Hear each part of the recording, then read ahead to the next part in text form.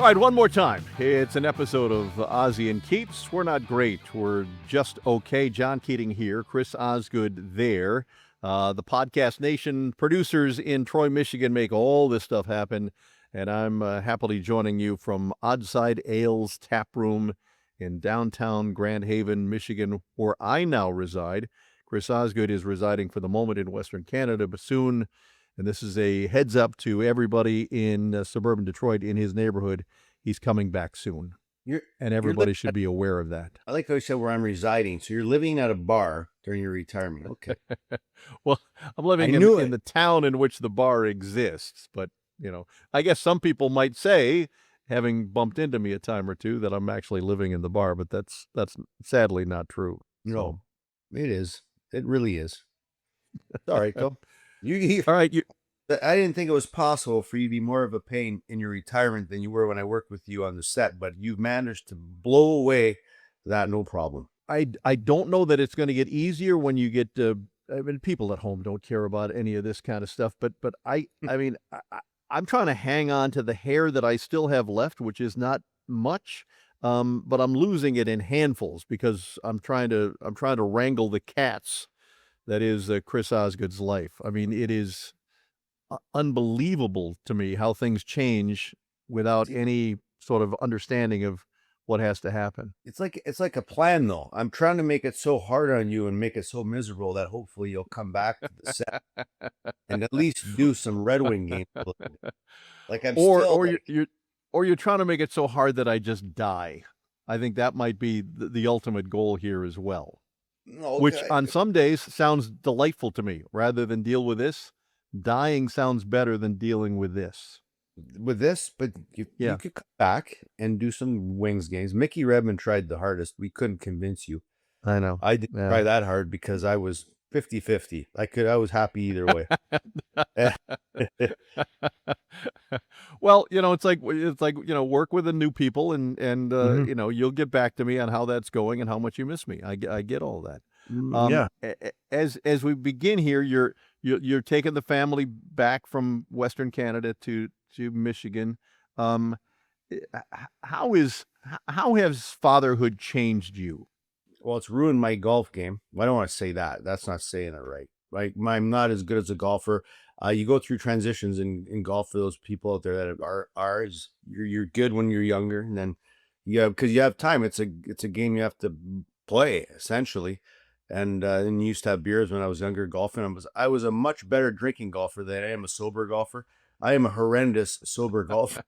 And my friend and I that I have here used to have like 4 or 5 before we even teed off. And you get the swing juice, that's what they call it.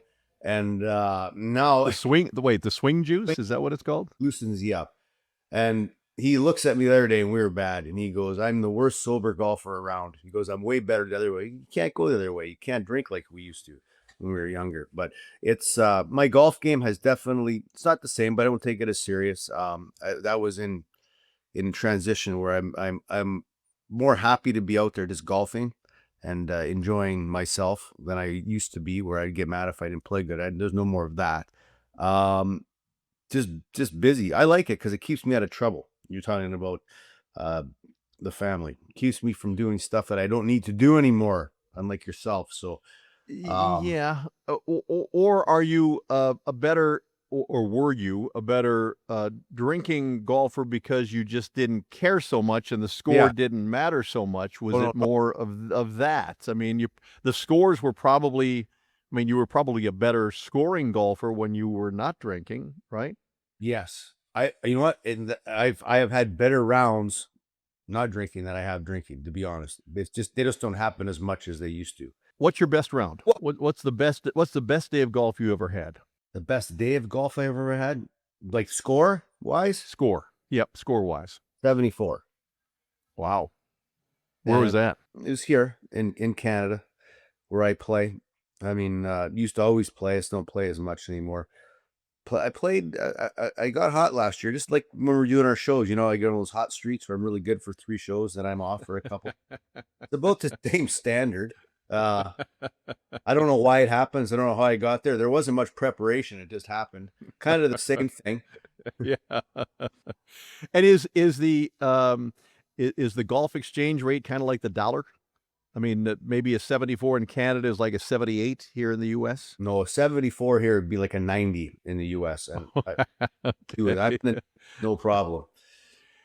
And you've played all over the world. What's Mhm. your best golf course experience when you looked at this course or with the people that you were playing with and thought, My oh my best, God, my it doesn't best get any trip, better than this? my best trip was when Drape's retired and I was retired. We went over to Scotland and Ireland. I couldn't remember all the courses. Zetterberg, Cronwall. I have a book. Should have it if I know where time was. I could show pictures.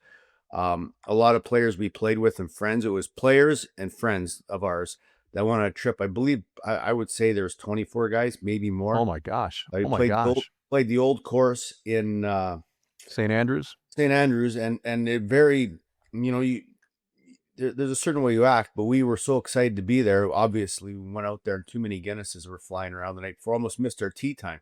Now Oh, geez. people are waiting for hours to get onto that course.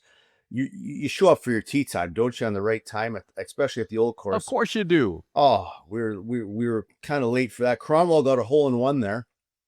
I believe, I can't remember the course. It's Carnoustie maybe. And needless to say, the round the next morning, everybody was a little swollen, but he got a hole in one. Cromwell did. Zetterberg looked fantastic. Zetterberg looked like Adam Scott the entire round. I looked more like John Daly. Drape looked like Colin Montgomery. It's like it was a great trip. We had a bus rented. We had a great time. So I was kind of the retirement. Played a lot of cool courses. I don't not remember who was on the trip. Dan Cleary was on the trip. Horkoff was up. There's a lot of good guys that were on that trip. So we had a lot of fun. Drapes organized this and pressured everybody. Friends did. One of Drapes' friends did. It was a great trip. We went to a lot of just unreal courses, and I want to say it was 10 days. So needless to say, oh my gosh, I mean, when I flew back, I had to fly back, and not under the best conditions. I got to say, when you're in Scotland Island for 10 days, I think you. Well, you are, aren't you? You're Irish, aren't you? I am. Yeah, I am Irish. Yeah. Are you both or just Irish? I'm Irish. Yeah, I think fully Irish. Yeah, you have no. Yeah, and I've been to Ireland 3 times, and I tell everybody to put it on their bucket list because it's the scenery is terrific, and I'm not a golfer anymore, but just getting around Ireland is spectacular. It is. How much? What would you guess that 10-day trip to the UK cost you? Well, I don't even know. 20 grand? No, not then. That was a while ago. This was I can't remember what year it was. Would have been 14 years ago. Yeah. I wish I had the book. There's a lot of good pictures in there, but I got it. It's like 20 feet away, but part of the rules for our show is I'm not allowed to leave my seat. I can't drink. Can't wear a hat. Yes. I can't swear. I did this show by accident, or maybe it was one of the other ones. It's okay. You're allowed to But swear. it was It's a podcast. It's a podcast. I'd say like, I don't even remember, 8 or 10. We had, everything was set up by, I think it was Drapes' friends that did it. And it sounds spectacular. I mean, especially with some of the people that that you know as well as anybody, on the planet. I like when you're over there, the caddies there bet on you, right? They bet each. So you get off the bus and all the caddies are sitting there looking at you because you have to take caddies in Scotland, and they're trying to pick who they're going to pick from how they look or what they look like, or I don't know, the condition you're in. And I was just like the day after Cromwell got his hole in one, I'm like, oh my! I'm looking down this fairway. It looked like the first baseline at Comerica Park. It was that skinny. I can't even fathom I can't even see where I'm driving this ball. And my caddy, I remember I was awful for 5 holes, and he goes, "You think I'd come to your home country and play like this? I would not do." Because what happens is they bet on you, so they're betting money. So then now you're not allowed. They don't sell beer on the course in Scotland or Ireland, but they do have halfway houses there. So he wanted a drink, so I said, "Yeah." I said, "Go, get yourself a drink on me." He came back, John. He bought the bottle of vodka from behind, the full bottle. My caddy. I'm like, well, I wasn't expecting that, but they bet on you. So if you play poorly, they get mad, and because they want you to, they want to make money. They play games. But I would bet, not bet, I would guess that having a caddy somebody who knows the course so well, and the people there are almost always terrific.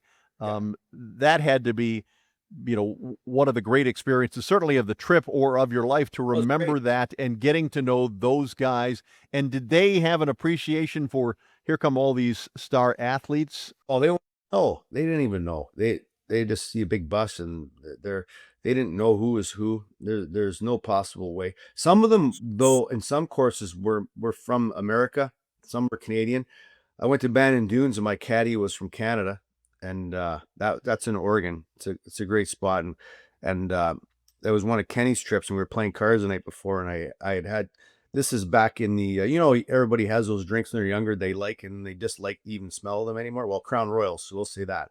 So I'm having Crown Royals the night before, and I'm not feeling sharp on the tee box. There's a theme. There's a theme to this podcast, Yeah, and it's all but around alcohol, isn't it? great trips. And I was gonna wear these white pants. I said, Kenny, I got this great outfit tomorrow. There's these white pants with this. I'm putting them on. Well, I got up in the morning. I was so swollen. I slept about 4 hours. I couldn't fit in my pants. I was not the same size as I was the day before. Where's this outfit? I go, it wouldn't fit today. So I tee off on the first hole. I rip one off the brick maintenance shed to the right, bounces back and bounds. The first hole, 4 holes, I'm just atrocious. And the caddy yells at me, we're not doing this again today. Grabs my bag, gives it to me. I'm walking with the bag. He goes back. I'm like, where is he going? So I look back. He's come now. I'm like a hole and a half later coming back. I look, he went and got a case of beer. He went and got beers for me because he knew that he wasn't looking for my ball again for that day because I was awful the day before. So God. he was looking for a little bit of action that day. So the caddy gave your bag to you to carry because he was so disappointed in you. Yeah, and I needed a little push. We'll say that. And if Cronwell gets the hole in one, I mean, the protocol is that you have to buy drinks in the clubhouse after the round. How many people did Croner have to buy drinks for after his hole in one? 24, 20. That we stayed up way too late that night. Not that we didn't any night because it's so much fun over there, and we're all with the guys, and it was a retirement trip. But that night we had to tee off very early the next day. I'm gonna say 6 something, and we went there. It was pouring rain, and there was no option not to play. Even if it was raining over there, you played.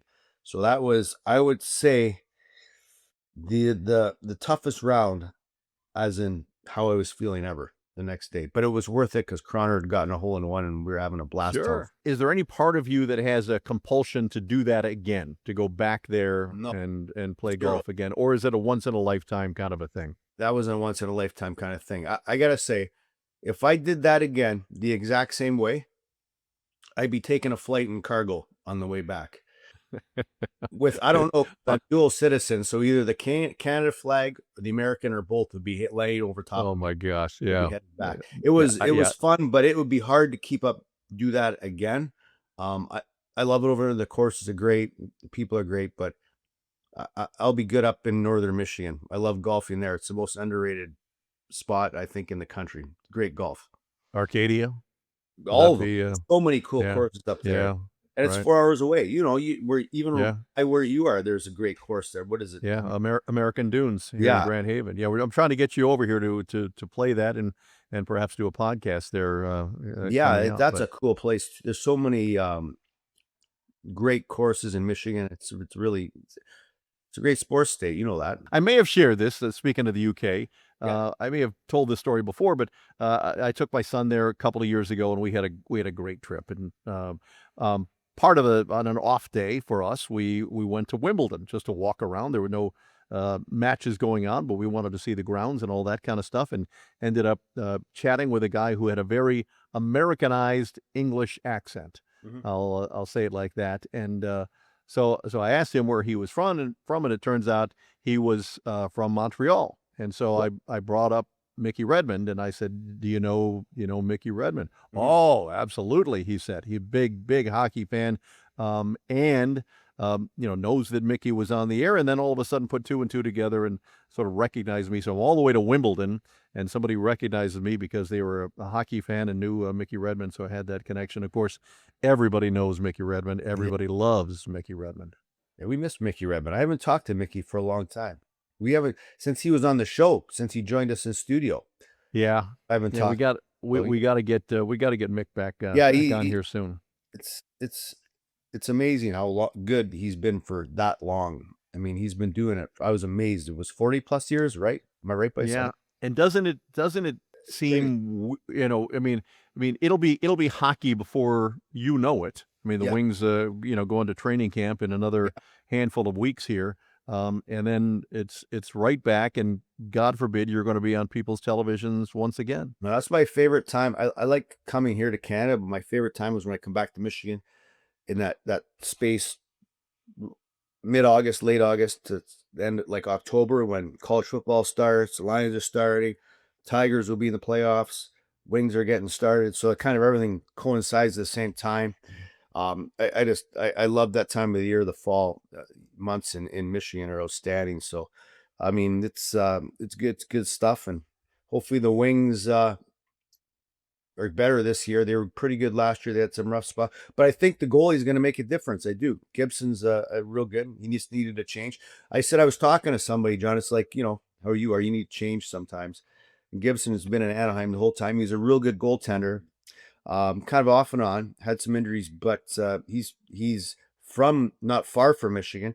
I feel like in this new hockey environment, original six team, I think he'll be galvanized. So I think he's going to be a real nice piece for the Wings here this season. If they can get six more good games from a goalie, John, that's 10 to 12 extra points, puts them in the playoffs. So that'd be a really cool thing. You can come down and visit the set. Okay, I will, and I'll throw things at you. And maybe I'll get you to sign my jersey.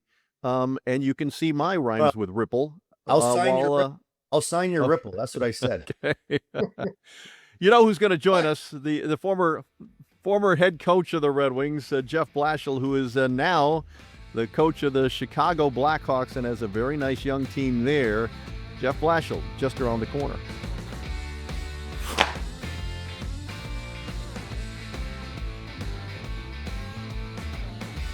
All right, and there he is. Jeff Blashill joins us from Chicago, where he is a head coach yet again of the Blackhawks, and obviously Connor Bedard is there, and Tyler Bertuzzi is there, and you got a goalie now in Spencer Knight. How excited are you to take another kick at the can in a role of a head coach? First off, just thanks for having me on the podcast, and just want to comment on how good Ozzy looks and how bad Keats looks, if I can be super honest. But that's just being honest.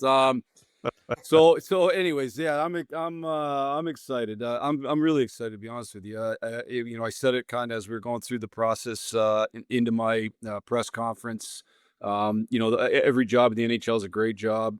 This one seemed, for a couple of reasons, like it was really the kind of the one that I wanted the most. And one, it was, there's a great group. You talked about some of the young talent, but there's a great group of young talent here, I believe.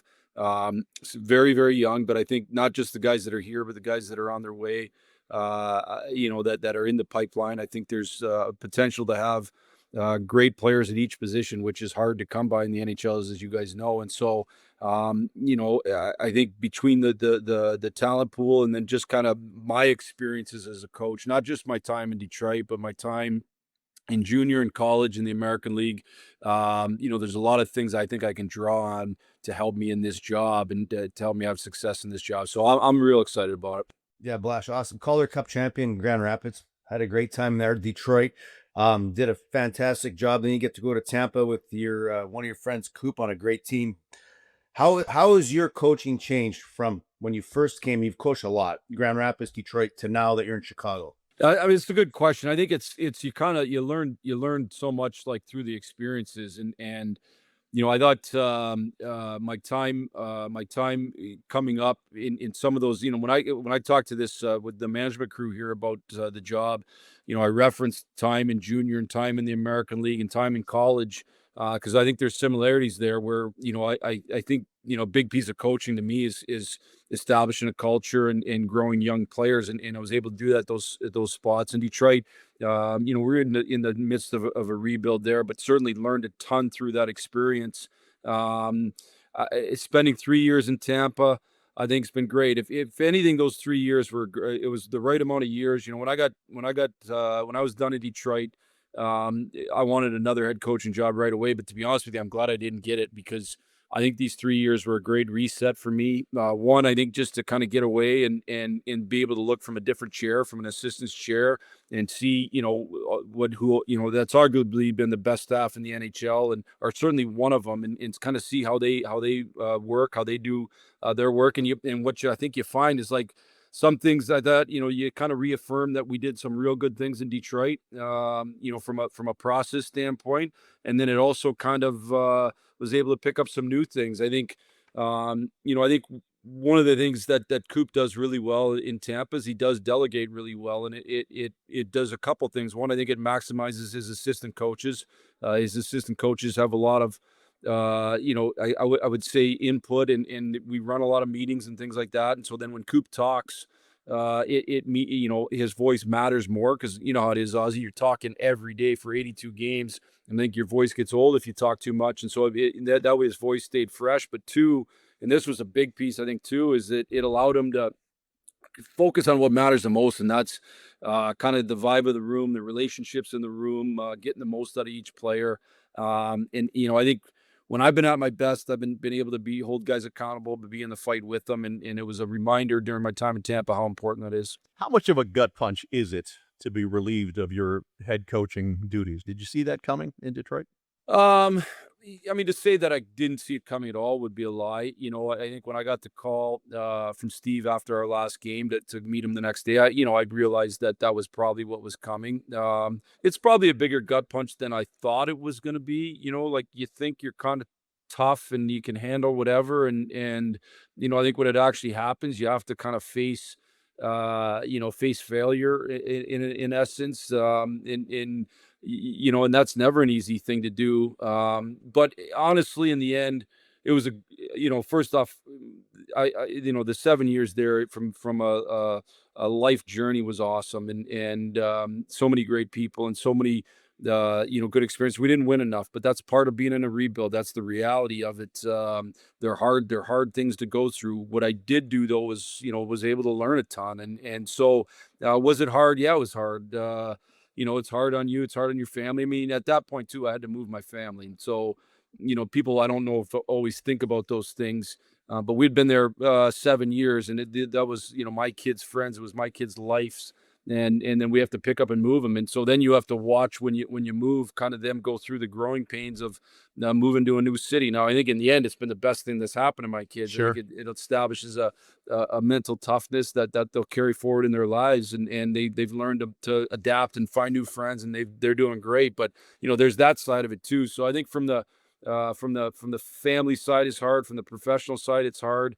But again, in the end, I think if you're willing to kind of sit back and admit, okay, what did I do good? Number one, you can't let it crush you. But what do I need to do better? And you kind of have a chance to kind of see both those things. If you do that, I think it allows you to grow. So if you have any, introspective at all, I think it allows you to grow. Would you say that the best part of the 7 years in Detroit was the chance to be around me on a regular basis? I was thinking Aussie, but Well, Blash, you but did mention the more you talk, the more people get tired of your voice. So if he's going to take any advice from this, that would be the one I would take. I would say. Yeah, I said that for a reason. I said that for a reason. I was hoping Keats would pick up on that, but Ozzy, there's no chance of that happening. Flash, you like, to me, you're a Detroit guy too. You always are. I was with you in Grand Rapids, but I mean, people forget how many players you developed that ended up playing Detroit. So that's probably why I'm thinking it was hard to leave. It was a gut punch because you invested a lot in a lot of those guys, and were a big reason why some of them are still in the NHL now playing. I think Tatar and Nyquist have had fantastic careers, and in the end, though, it's about winning. But what was your favorite moment coaching the Red Wings? It's actually, what's interesting is you probably don't enjoy it as much in the time, or I probably didn't take a second to really enjoy the moments that honestly I will in this job. To be honest with you, I'm just older, and I've said I think you kind of gain life perspective as you get older, and you're like, all right, let's make sure we enjoy the different moments as you go along, because really, if you think about it, you think about how lucky I was. One, I got to coach my hometown team, and I'll never forget kind of driving in the night before my press conference and driving through downtown Detroit. Like that's where I, I grew up. I was born in Detroit, grew up in Sault Ste. Marie, but the Red Wings were my team the whole time. Sure, That was the sure. team I cheered for. That was, I agonized with your guys' tough losses on your way to finally winning the Stanley Cup, and cheered when you won it. And so when I just never forget driving through downtown Detroit, and I think I think I stayed at the Pontchartrain that night, and we were headed there, and and it's a cool moment. Joe Louis is on your right as you're getting off on 10. It was awesome. And you think I got a chance to close Joe Louis Arena and a chance to open Little Caesars Arena. Like that's a really cool thing to be able to sit back and think about, but I probably didn't enjoy it enough at the time. And that's something, again, I've said to myself, no way, like life is way too short. I got to make sure you enjoy all those little moments there. But, outside of that, it would be honestly just the chance to watch the players grow and develop the relationships you talked about. And so many of those guys, are friends of mine today and are just great people. So like it was so many cool moments. Probably didn't enjoy them in the moment enough. Certainly reflecting back, they're fond memories. You were a goalie. Did you want to be Chris Osgood at any point? You know what's funny is by that point, did I want to be Chris Osgood? I was Nobody wants to be Chris No. Osgood. Nobody should want to be Chris Osgood ever. I knew that my skill set wasn't going to get me to Chris Osgood's level, so I was hoping I was hoping just to make enough saves to try to find my way to Ferris State, which I did. So life was good. Blash put a clinic on. We had an alumni game. Remember, we had it in Traverse City, and we got roped into playing. Kenny was my partner, and you were playing with, who was your partner? But we switched. I think it was Jimmy. Yeah, it was Jimmy, and Jimmy Bedard. it was fantastic Bedard. to get Kenny his equipment. But it was a great game. I'll never forget, Blash, how big you were. I'm like, I'm not playing against him. You put a clinic on. You know what's he funny? Was good. You look like Mike Liu, across from Mike Liu, and I don't want to say he's total, but I'll say Tony Esposito on the other side for the off-ice shenanigans. But he put a clinic on. He was big, and Blash is being bashful because he was a good goalie when he played. And you keep running these goalies like Newsy's great, you're great. Like I always tell you, but you want to have a good time, hang out with some goalies. Yeah. And one of your best friend Coop knows that. That's why he hangs around goalies all the time. Exactly. Yeah, exactly. You know what's funny is Coop. This is years ago. This is my first house I owned, and Coop came over. Whatever. This is in Grand Rapids. This is when I worked at Ferris. Like this is years ago, and I had one picture in my room. My wife and I, we had one picture. Like we were married, and it was like me when I played goalie, and I looked minuscule in the net, like minuscule, because at the time, like it was getting down for my kick saves and my butterfly, not butterflies, kick saves and my 2-pad stacks, and I looked minuscule, and then the equipment changed so much when we did that charity thing. And you learn how to play, and next thing you know, you're big, and you learn you're playing right, and you use your equipment the right way, and it's unbelievable. So, like whatever. That's all I know from that thing is I have a picture that at some point I'm going to mount on my wall, and it's like the continuous photos of me stopping Draper in the shootout. That's the one thing that I'm going to make sure I have for life is that one. Yeah, because there's certain guys in that game that play, I don't want to say the right way or however, but Draper thought he was back in the Stanley Cup final. Like he's finishing checks, he's seeing guys. He ran me in the net once because we were leading by like a goal. Yeah. And Kenny's having a great night. Like he can't go near him, but Drapes, every single time, he'd be too fired up. He'd take it next level. He almost fought Gary Roberts in our game in Toronto. Yeah. It's like, we're not giving any awards out here, but he's always on. But that was the last game I played in. And I had a lot of fun in that game, actually. There's a lot of fun guys playing. That was a fun game. Yeah. That was a fun game for sure. Why aren't you playing in more alumni games? Because I know there's people who are leaning on you to make that happen, Ozzy. No way.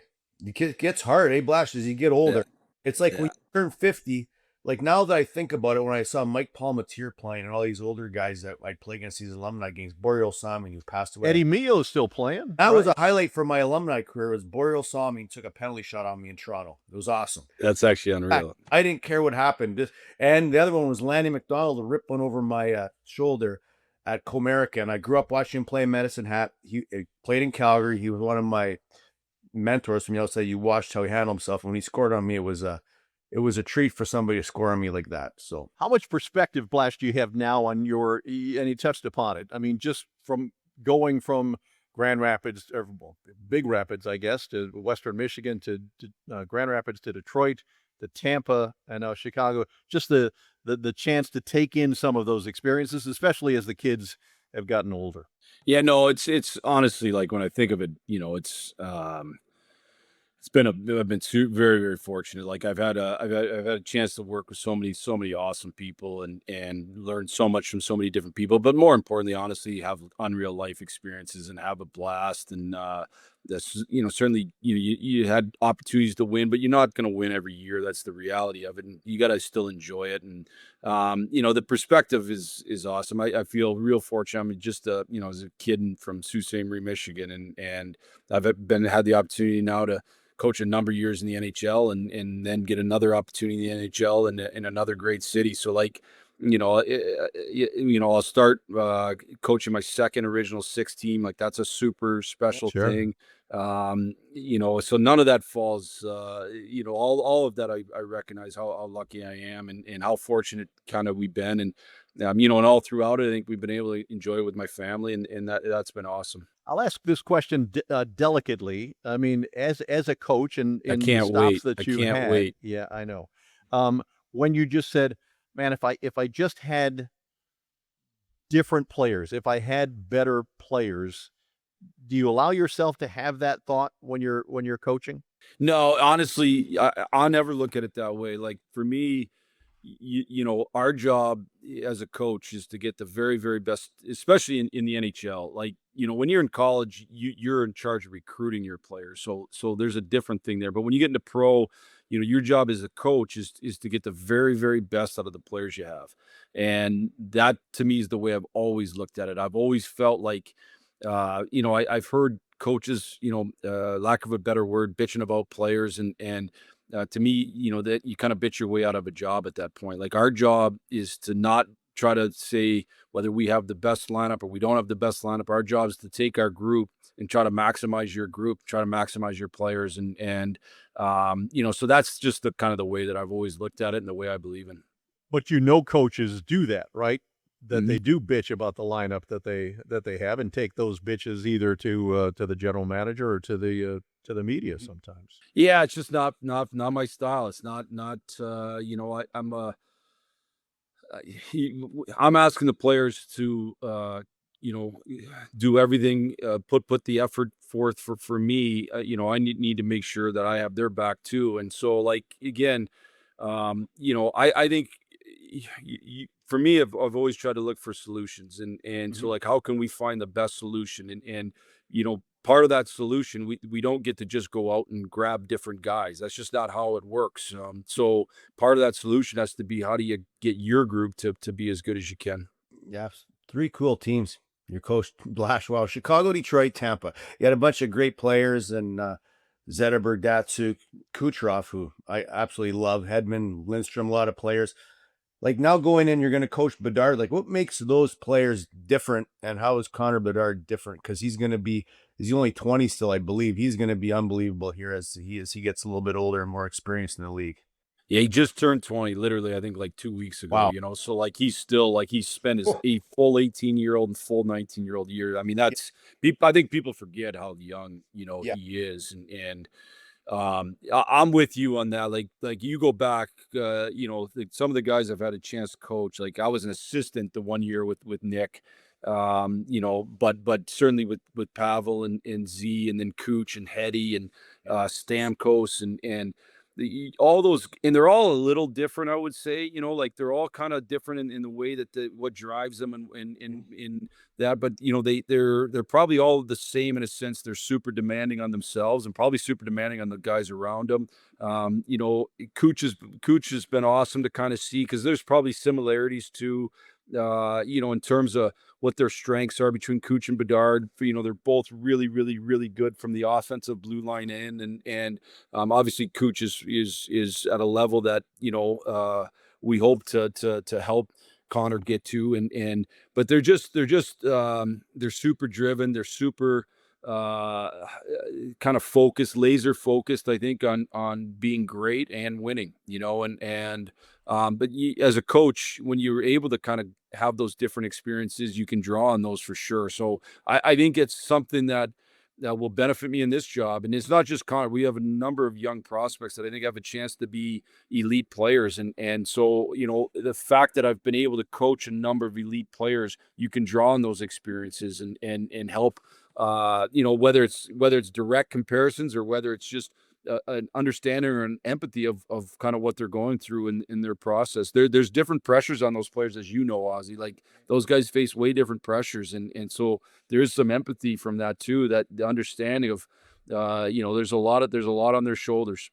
What are your impressions of Connor Bedard as a kid? I really like him. I'm spent a little time with him this summer. Really, really like him. I think he's a young guy who is loves sports. To be honest with you, that'd be one thing that I'd walk away and say, like, really loves sports, loves kind of all things, and both playing them and probably watching them and paying attention to them, and definitely loves hockey. Definitely wants to be a really good player. He seemed introspective to me. He did a good job self-reflecting, I felt, on his first couple of years. And so I look forward to going to work with him. And, the thing about ultimately, we talk a lot about culture, and ultimately culture means your best players are the ones that are doing it right every single shift. And so there'll be a demand on him from me to do that. But I think he understands that and is excited about going to work together with us. How cool will it be for you to walk back into Little Caesars Arena now as a head coach? Yeah, it'll be cool. Now, it was definitely weird the first time in Tampa. Like, that was a weird feeling for sure. So I think it'll be more normalized than that. I know it's as a head coach, but that was the first time I walked back in as not, being part of the Red Wings and being and I'd been part of the organization, as Ozzy said. You go back the 7 years in Detroit plus the 3 years in 10 plus a years in assistant 11. I'd been there 11 years as in the organization. So it was weird that first time in Tampa for sure, walking back in and just seeing so many people. Almost wanted to walk to the wrong door. This will be more normal. I've done it now for 3 years, so it'll be more normal. But no more butterflies because you're a head coach and you're looking over at the other bench? Probably not. Probably not, to be honest with you. To me, it'll be when I go back to Detroit, I enjoy it because I get to see so many people that Sure. I care a ton about and I have fun with. But beyond that, it'll be normalized. Here's the gift, though. You won't have to see me when you walk into the arena at Little Caesars Arena. No, that's a positive for sure. Yeah. And that's I was disappointed when you texted me because now I had to see you today. But at least I won't have to see you next year. So, Hey, it is all kidding aside. It is great to see you here. We're delighted for your chance to coach, be a head coach in the NHL again. You're one of our favorites. Blash, all the best, man. yeah, thanks, guys. Appreciate it. That's going to do it for this installment of Ozzy and Keats. We'll see you next time, everybody. Ozzy and Keats is produced by Zachary Davis and Bill McAllister and proudly distributed by Podcast Nation in Troy, Michigan.